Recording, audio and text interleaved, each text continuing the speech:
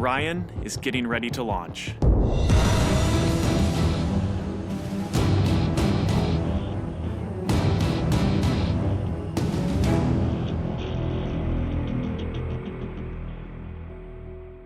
My name is Kelly Smith, and I work on navigation and guidance for Orion. Orion is NASA's next-generation spacecraft. Built with versatility in mind, it can take astronauts deeper into space than we've ever gone before, to an asteroid or even onto Mars.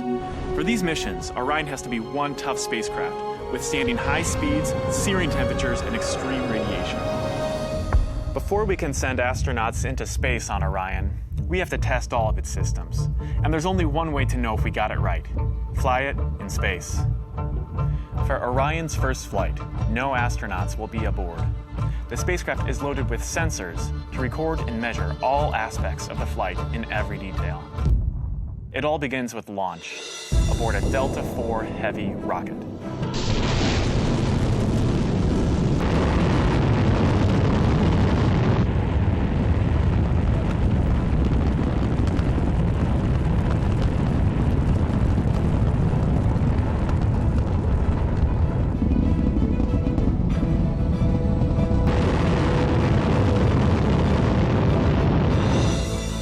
As it punches into Earth orbit, Orion will jettison its launch abort system. The abort system is a safety feature designed to pull Orion and its crew out of danger if there were a problem with the rocket during ascent. Orion's journey is just beginning. As the spacecraft and the upper stage begin their first lap around Earth, Mission Control in Houston is monitoring the progress of the flight. Orion's over 100 miles up and going about 17,000 miles per hour. Just as it passes over the Indian Ocean, we lose communication.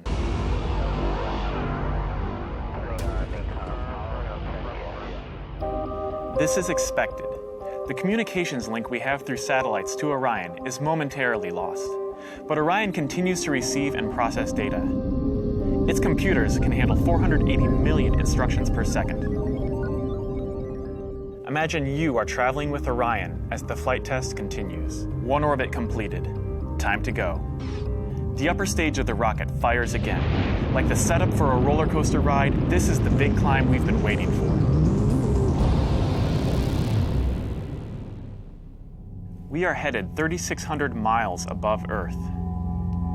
15 times higher from the planet than the International Space Station. As we get further away from Earth, we'll pass through the Van Allen belts, an area of dangerous radiation.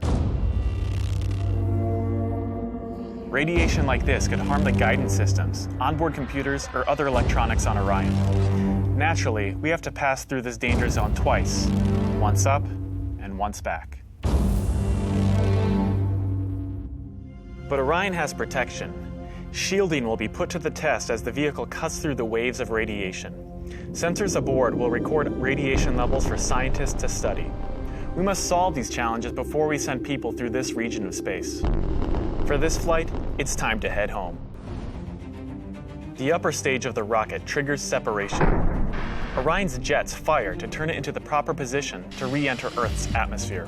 No matter what happens now, we're coming in. 75 miles above Earth, the spacecraft enters the atmosphere. Things happen quickly. We're now traveling more than 20,000 miles per hour.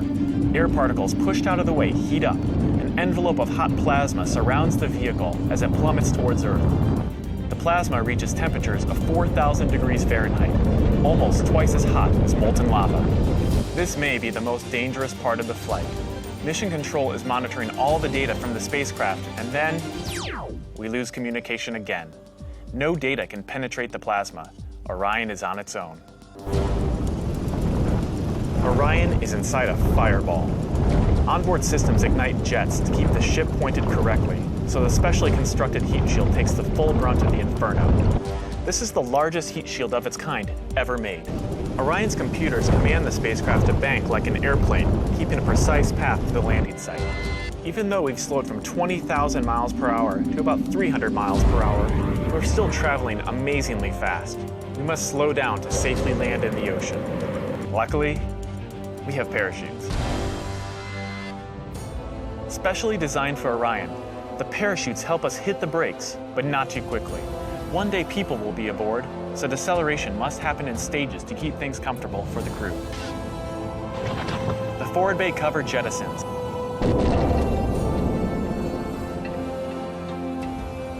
Two drogue chutes deploy and slow the returning spacecraft down to 175 miles per hour.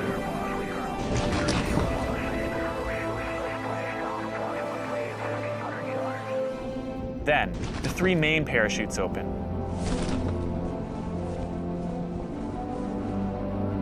Once fully engaged, this canopy would cover an American football field.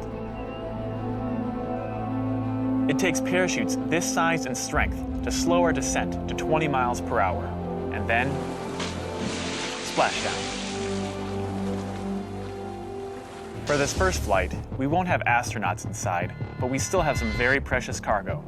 The flight data from this mission is stored inside the Orion spacecraft. While our flight might be over, there is still a lot of work to do. Onboard sensors recorded every detail, from launch to flying in space, to re-entry to landing.